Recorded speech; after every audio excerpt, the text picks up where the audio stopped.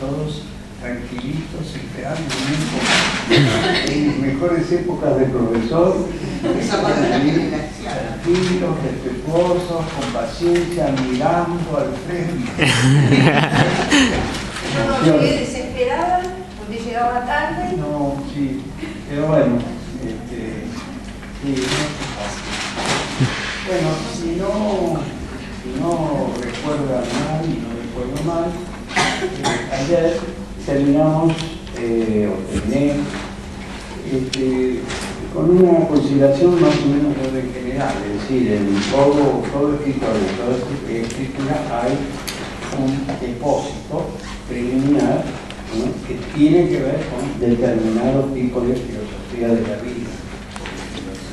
No una filosofía necesariamente explícita.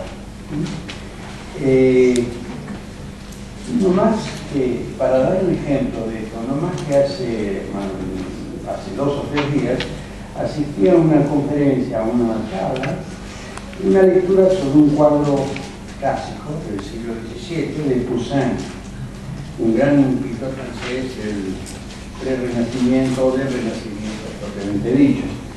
Y la lectura de esa obra suponía una interpretación de las metamorfosis de Ovidio. Y las metamorfosis de Ovidio a la vez se descansaban sobre la filosofía llamada estoica. Un mero ejemplo, pero que puede ampliarse y como búsqueda, como pregunta, hacérsela a todos los textos. Decirle de dónde está el fondo filosófico implícito. En algunos casos, como este de Poussin, bastante explícito. Hay otros que también, por ejemplo, el caso de Mallarmé, tan hermético y tan cerrado, y bueno, hay atrás un pensamiento hegeliano. Hay una filosofía hegeliana que se puede acercar, aunque no hable de Hegel ni de las categorías hegelianas, ¿no? ¿Cuál es en el caso de Sarmiento esa filosofía? La hay, y bastante evidente. Por ejemplo, en el Facundo, algunas citas respecto de los capítulos de ciertos autores que forman parte de un paradigma filosófico determinado. Pero para hablar de eso, yo creo que hay que remontarse un poco, aunque sea ligeramente, como es toda la exposición que estoy haciendo, no es una exposición erudita ni remotamente, ¿no? Hay que remontarse un poco al origen. Y el origen es la Revolución de Mayo. La Revolución de Mayo se realiza, digamos, se formula en los escritos, por ejemplo, de Moreno, de Belgrano y demás, sobre, digamos, a partir de lo que podría ser un texto sagrado del pensamiento liberador de esa época, que eran los escritos de Rousseau y el contrato social.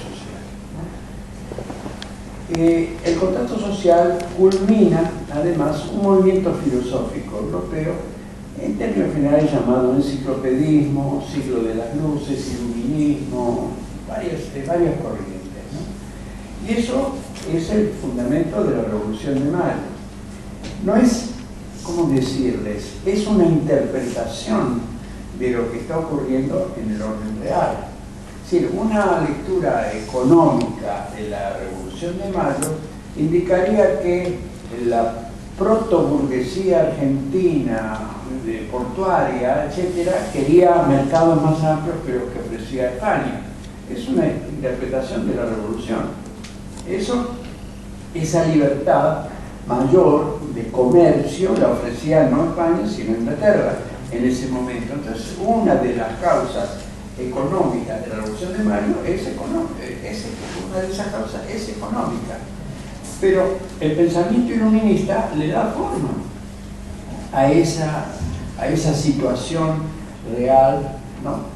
Del mismo modo que la aspiración de los criollos, o sea, los nacidos aquí, de tener una situación, una posición respecto de la metrópoli de mayor desarrollo, de mayor expansión, de mayores posibilidades humanas, intelectuales y de todo tipo. La filosofía entonces iluminista, o la filosofía que Mariano Moreno, Belgrano, Castelli y todo el grupo, todo el plan de Mayo, bebió en las universidades de Potosí menos en Córdoba, que era una universidad dominada por los jesuitas, y algunos en España, que en ese momento ya los Borbones habían admitido, que eran franceses, habían admitido la filosofía iluminista, pues eso interpreta todo este conjunto de necesidades amorfas y culmina en el hecho de la Revolución de Mayo, que luego imprime su sesgo a lo que se hace en el país o en esta realidad medio informe, que es la que sucede al virreinato.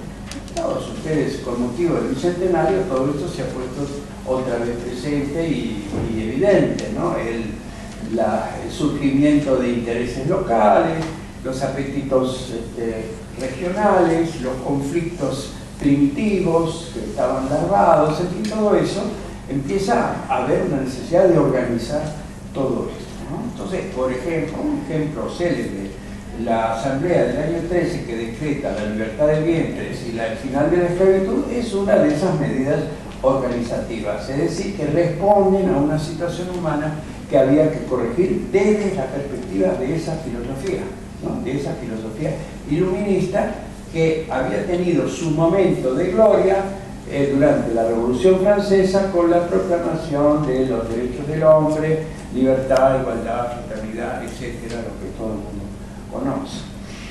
Esa organización, ese intento de organización del país sobre esa base, tiene un momento importante en la gobernación y presidencia de Rivadavia. Rivadavia, digamos, está impregnado de ese pensamiento, mucho más todavía que Moreno y que Belgrano, ¿no?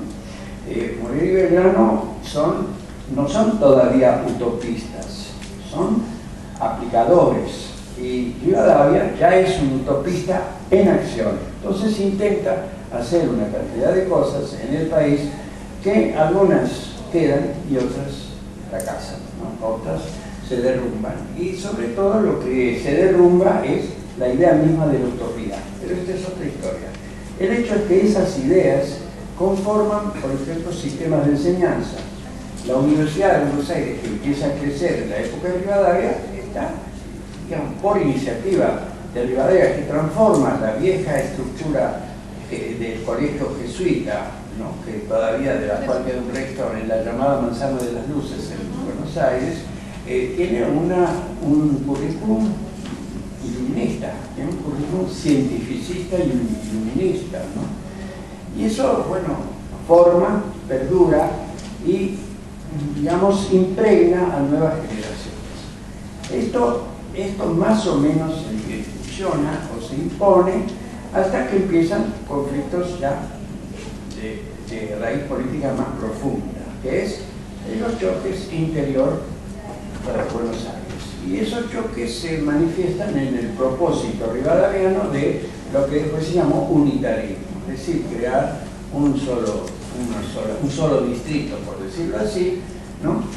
Con una constitución, dictan una constitución, los caudillos que ya existen en el interior no la admiten porque digamos, pospone necesidades locales, y eso, bueno, es el comienzo de esa eterna guerra civil que empieza más o menos al final de la presidencia de Rivadavia y que se prolonga casi hasta Mitre, hasta la presidencia de Mitre, cuando eso ya más o menos concluye de la manera cruenta en la que se había desarrollado. Y entre tanto surgen los llamados caudillos del interior, los locales, ¿no? Sarmiento nace en el 1811 y él dice que él sostiene que es un producto de la revolución, porque nace 9 meses después del mes de mayo de 1810. Él fue como engendrado por la revolución. Esto se vincula también a esa idea misional de la que hablé ayer, ¿no? Es decir, como que la noche del 25 de mayo, ahí se produjo ese encuentro que da lugar a esta criatura que así se desempeña posteriormente, ¿no?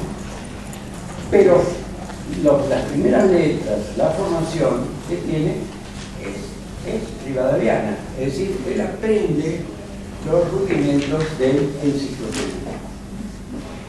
Esa tendencia, enseguida me voy a referir a eso más en detalle porque tiene mucha relación con el Facundo.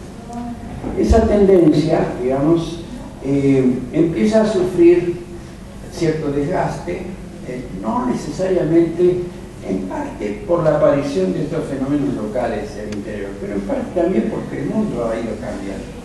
En Europa se ha dado este fenómeno llamado romanticismo. Romanticismo es es una emanación de la crisis del racionalismo enciclopedista. El racionalismo enciclopedista empieza a ser considerado insuficiente para entender y con posterioridad a la Revolución Francesa, para entender la frustración que implicó la Revolución Francesa. Después del intento napoleónico, que fracasa, porque cambia de carácter, todas las consignas de la Revolución Francesa caen. Y entonces hay toda una generación desencantada, para decirlo muy rápidamente. El desencanto es la característica.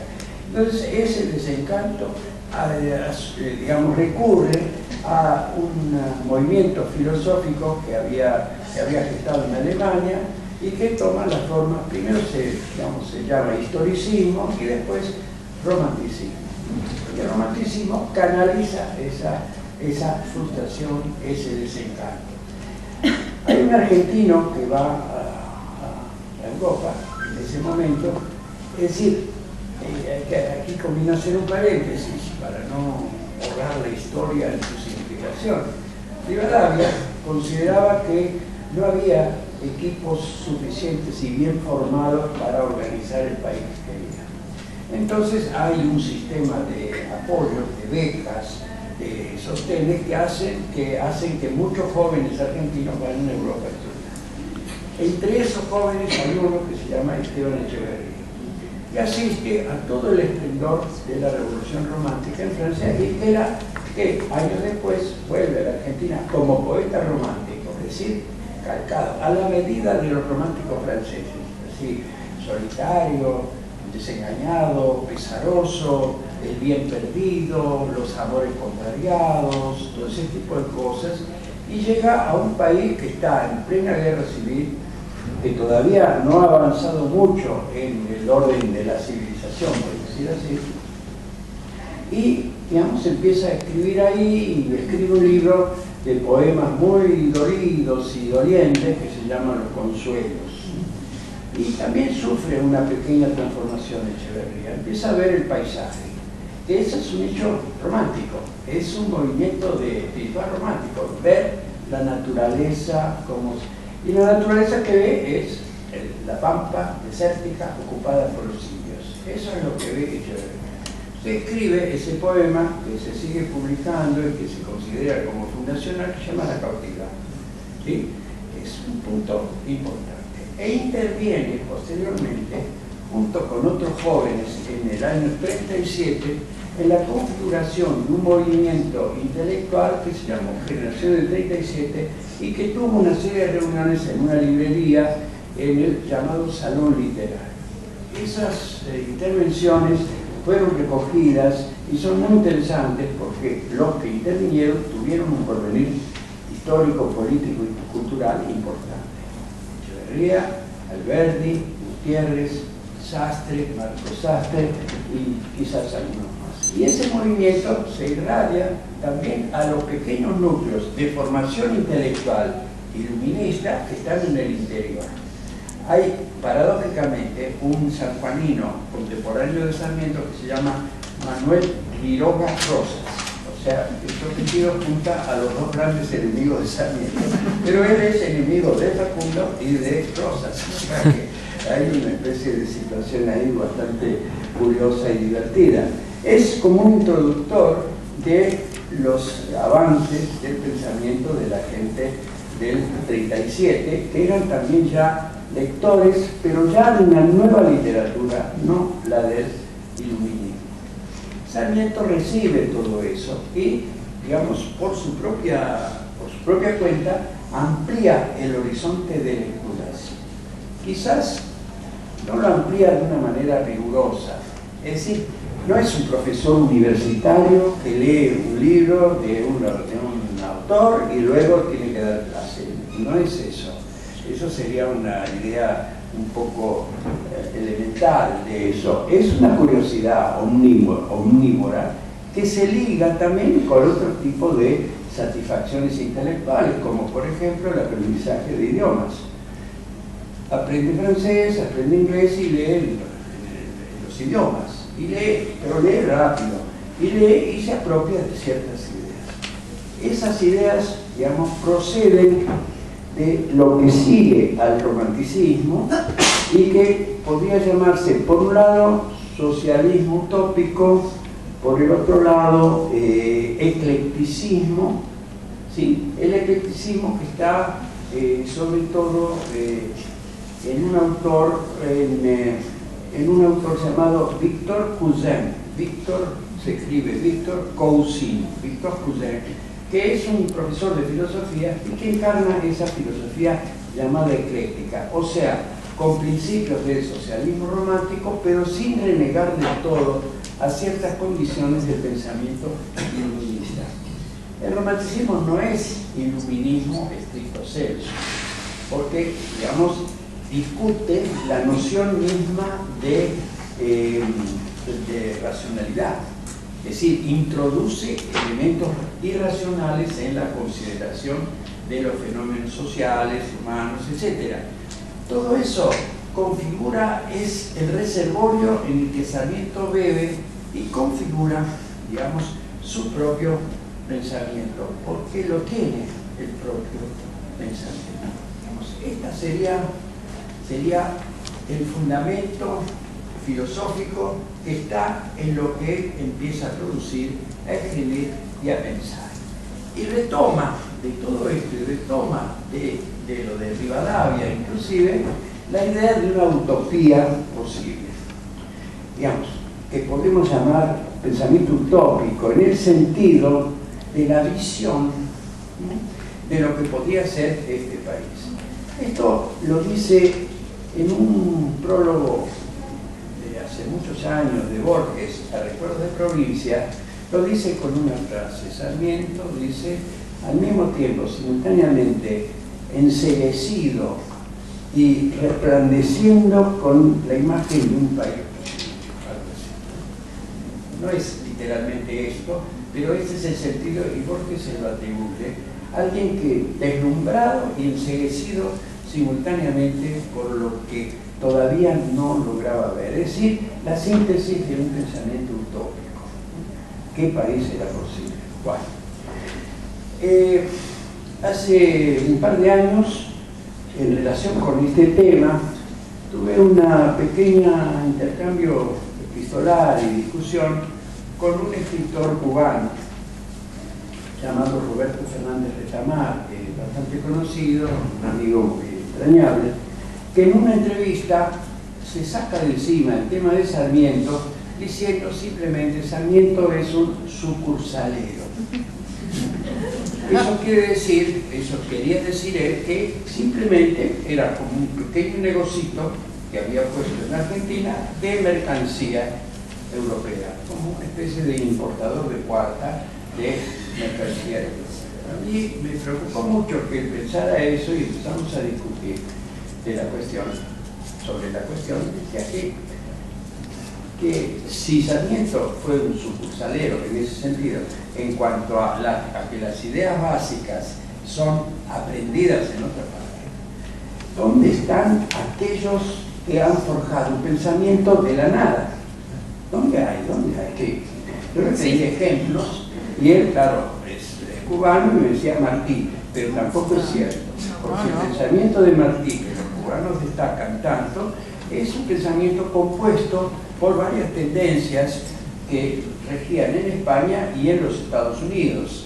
La filosofía pragmática norteamericana infunde algo en el pensamiento de Martí, y lo mismo que ciertos movimientos filosóficos españoles como el krausismo, que le parece a Martí que es una solución. Nadie que yo sepa Ni siquiera Jesucristo tiene un pensamiento absolutamente original que no le debe nada a nadie. Entonces, acusarlo a Sarmiento de eso, digamos, parecía un poco sesgado, decir, no muy preciso. Bueno, él fue corrigiendo en la discusión un poco la aceptación tan firme, pero lo que dejaba de lado era la adaptación, la conversión de esas ideas, ¿no? De eso que podía haber bebido en el pensamiento europeo y que sin duda bebió, porque era un lector omnívoro, se tragaba todo y lo digería y lo vomitaba y lo armaba, a veces equivocadamente. Ese, por ejemplo, es el tema que se ha establecido con claridad de esa famosa frase que Sarmiento escribe, que se puede leer al salir de San Juan, eso de que las ideas no se devuelven, ¿no? Entonces, algunos empezaron a indagar de dónde salía la frase y hay varias fuentes. Una podría ser un tal Volney, en un libro determinado que dice algo por el estilo. Finalmente, estudiosos de Sarmiento y de la relación con la cultura europea determinan que es una frase de Diderot, la emitió Diderot. Pero Sarmiento en el epígrafe no pone Diderot, es decir, se equivoca. Esto ha hecho que, qué curioso también, la frase la traduce, pone las ideas no se devuelven, ¿no?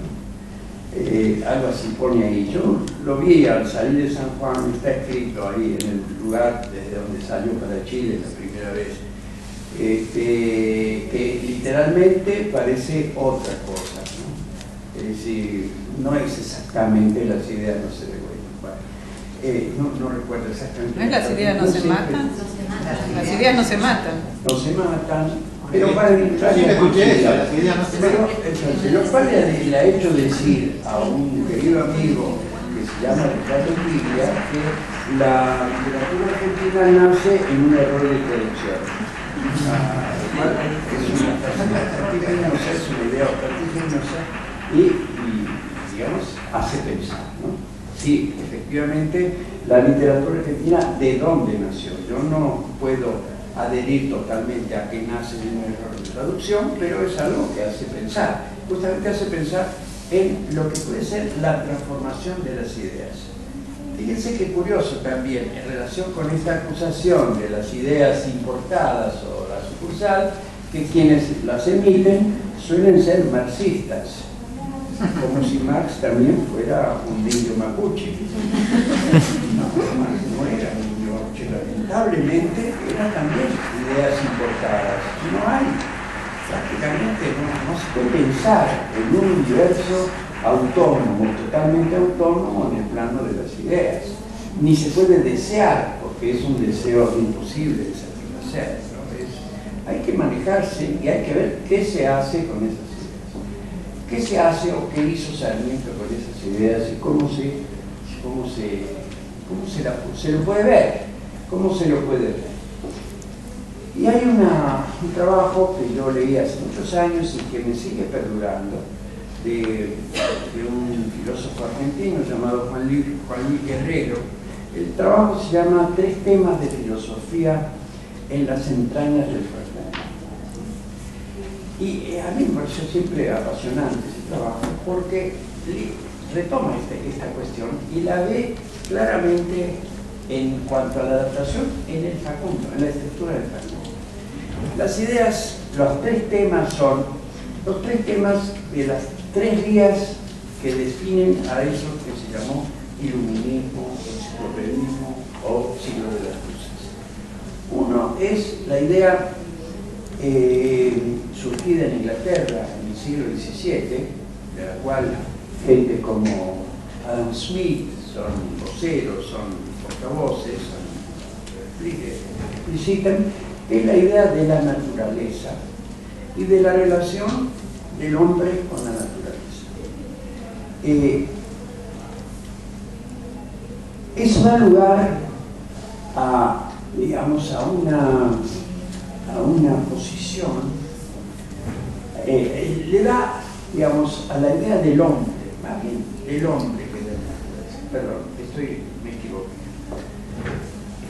Destaca esta teoría, esta línea de pensamiento inglesa, destaca el valor del hombre, así dicho como el hombre, por oposición al lugar que ocupaba la idea del hombre en la filosofía de la Iglesia, en la filosofía medieval perdurable. Es una lucha filosófica para liberarse de las llamadas cadenas del pensamiento medieval.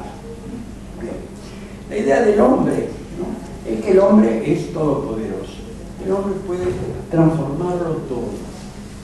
Esa idea del hombre como ser todopoderoso es una línea que gobierna una cantidad de acciones históricas que tiene lugar. Por ejemplo, el cruce de los Andes. El cruce de los Andes es una apuesta de ese orden filosófico, ¿no? Es decir, el hombre puede enfrentarse con la naturaleza y doblegarla. Digamos, los ejércitos napoleónicos es otra expresión del asunto. Pero también otra expresión del asunto es prácticamente el nacimiento de la industria. Porque si el hombre puede hacerlo todo, puede transformar la naturaleza. Y ahí sale una idea importantísima, que es la de los derechos del hombre. El hombre empieza a tener derechos. Esa formulación que tiene lugar en la Revolución Francesa como derechos del hombre es la más antigua en el orden de este movimiento filosófico llamado enciclopedia. La segunda beta se da en Francia en una corriente que se llama sensualismo, ¿no?, y que marca la relación con la naturaleza, precisamente. Ese circuito con la naturaleza, el hombre, digamos, que se funde con la naturaleza y la transforma, ¿no? O la entiende, la interpreta, y él mismo es un producto de la naturaleza. En el primer caso, el hombre no es un producto de la naturaleza, el hombre domina la naturaleza. En el segundo, es un producto de la naturaleza, ¿no? Digamos, no solo en razón de la cuestión biológica, que parece obvia, sino la cuestión de las relaciones e interpretación de la posición del hombre sobre la Tierra, ¿no? Y luego, esto ocurre un poco después.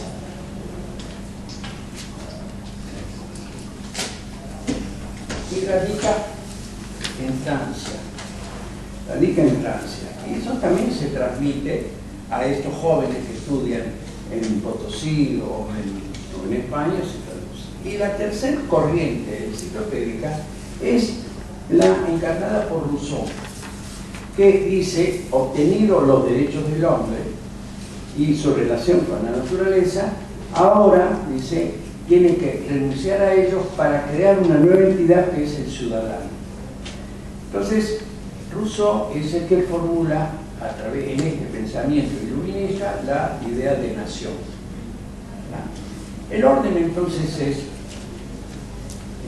hombre, naturaleza, nación, en ese pensamiento. Sarmiento lo tiene eso, lo tiene dentro, metido y bebido. Y en el Facundo invierte los términos. Habla primero de la naturaleza, no del hombre. En cuanto a que describe, digamos, la frase esa que describe todo, el mal que aqueja a la Argentina es la extensión, es una idea de ese tipo, ¿no?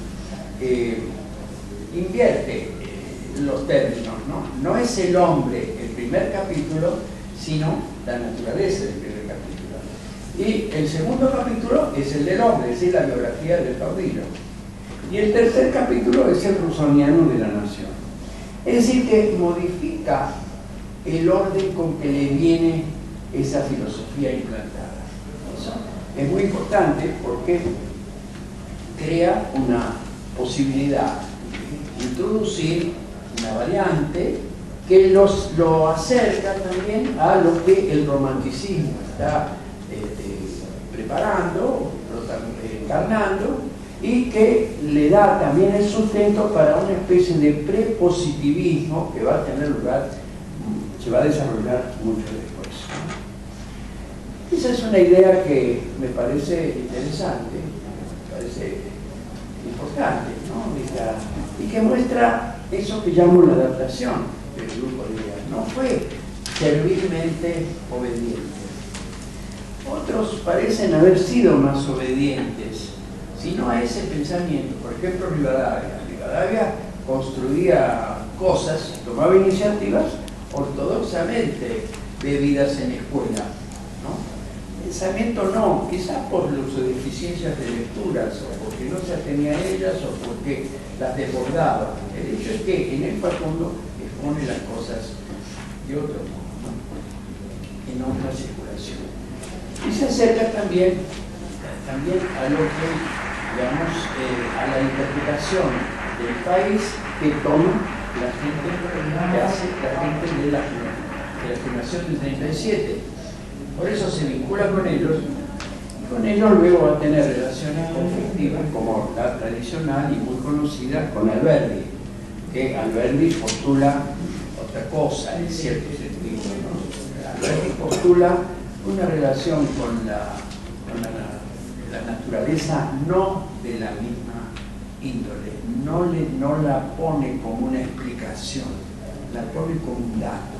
Alberdi la pone como un dato, ¿no? Y la idea de nación que Alberdi postula tampoco es la idea totalmente rusoniana de un pacto, sino la idea de una observación de aquello con lo que se cuenta.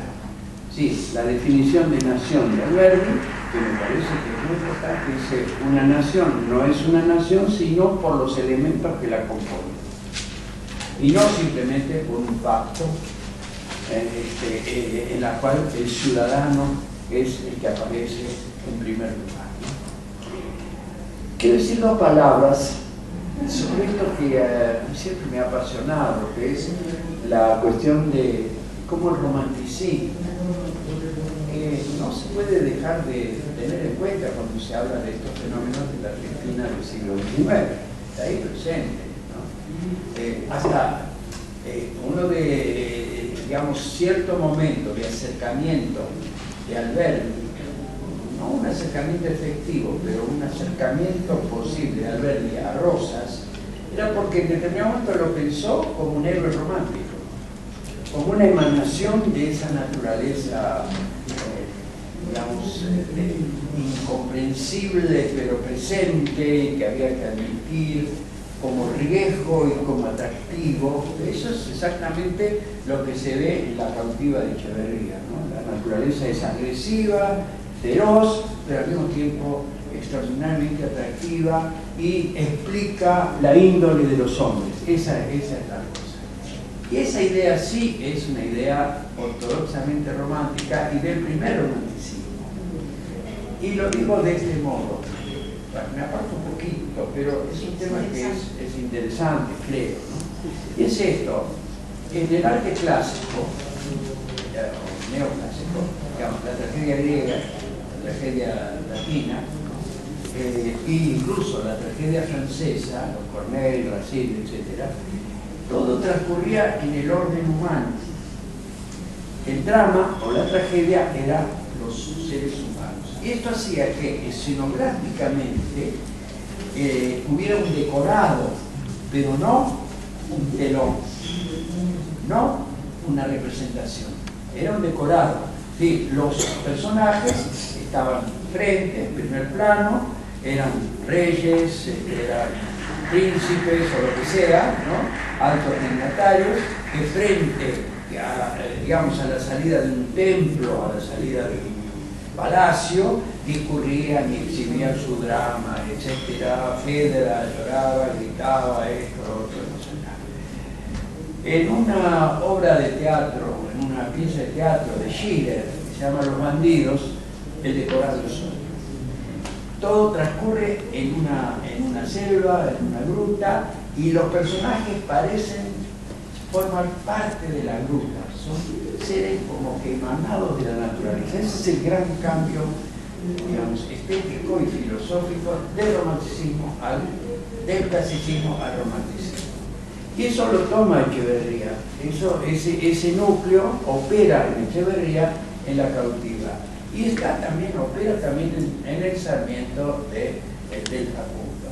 Pero de una manera, digamos, particular. En el sentido de que la naturaleza es objeto de una descripción para un país posible, no es lo mismo que el drama romántico, y el personaje es un personaje, en la biografía, es la de un hombre representativo, o un hombre, sí, casi un genio, en cierto sentido del mal, aquello que hay que evitar, o que hay que controlar, o aquello que expresa, digamos, lo más dramático del proceso histórico argentino. Dicho esto, con el énfasis del caso, que es irreprimible y es Ahora, profesor, la analogía que hace Sarmiento al hablar de la naturaleza con la naturaleza desértica de los beduinos, a los que los deja también, sí. Ya que estamos bastante chatitos, a mí me parece que es romántica, pero a la vez incluye un elemento nuevo de comparación etnológica o, digamos, de alguna manera ver barbaries múltiples en múltiples lugares del globo, Claro. que, por ejemplo, estarían vinculados con aquellas naturalezas chatas, poca agua y mucha arena, o mucha pastorraje, digamos, como no está pampa. Sí, es una visión de la naturaleza culturalizada, no es la misma que la de los románticos. Claro. No, la de los románticos es misterio, enigma, atracción, ¿no? Y la de él es al mismo tiempo interrogante. Y ese interrogante es calificativo, obviamente, porque lo que destaca en esa naturaleza que percibe son los elementos que impedirían el paso del otro concepto, que es el de la civilización. Ahora, vayamos a este otro asunto, ¿no? Civilización y barbarie, ¿de dónde sale? Tampoco lo invento Sarmiento. La idea está expresada por un conflicto parecido de la literatura norteamericana, que es Fenimore Cooper, el de los mexicanos, ¿no?